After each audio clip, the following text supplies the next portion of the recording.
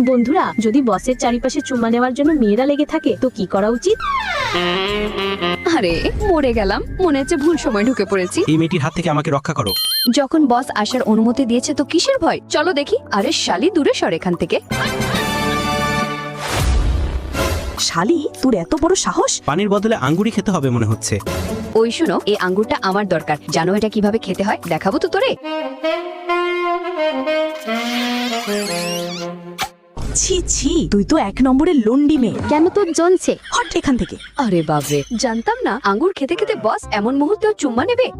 তবে চুমাটা ভালোই ছিল, ভালো হয়েছে। সেই ডাইনির হাত থেকে তুমি আমাকে বাঁচিয়েছো। চলো তাড়াতাড়ি 500 টাকা বের করো। আবার একটা চুম্মাও নিয়েছো। তুমি বিয়েদারি পুরুষ হয়েও অন্য মেয়ের সাথে চুম্মাচাটি করো, তাই 1000 টাকা বেশি লাগবে। আর কি চাই আমার জান? বেশি বললে প্যান্ট খুলে যাবে, তাই আগের টাকাটি দাও। ওরে বাবা, 150 টাকা বেশি দিয়েছে। Thank you boss. বস, আপনার বউ রুকাইয়ার জন্মদিনের উপহার এটি। আরে শালা